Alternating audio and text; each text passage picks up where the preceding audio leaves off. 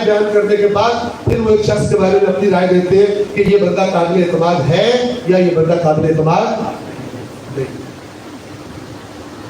آپ کے لیے ائمہ نے آسان پیکج وہ کیا ہے، ایک کتاب پڑھ لو اچھی طرح جس کا نام قرآن ہے، اور اس کے بعد جو اس کے خلاف ہو اس پر عمل پھر نہ کرو، اس کے بارے میں احتیاط کرو۔ جو قرآن کے مطابق ہو وہ حتماً ہمارا فرمان ہے، جو قرآن کے خلاف ہو وہ ہمارا فرمان نہیں ہے۔ ہم قرآن سے جدا نہیں ہوتے، ہم خالق کے نمائندے۔ آپ دیکھیں معصوم کو معصوم کیوں کہتے ہیں؟ خالق کا دین بیان کرنے میں خطا نہیں کرتا۔ جو خالق کا دین بیان کرنے میں خطا نہیں کرتا وہ معصوم ہوتا ہے۔ وجہ یہ کہ خالق کے بیان کردہ قرآن کے خلاف باتیں کرنا شروع کر۔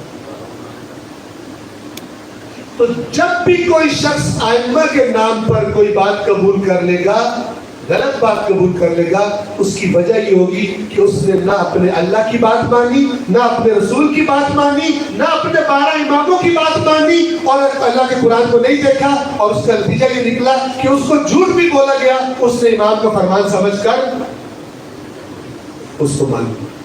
صلوات پڑھیں۔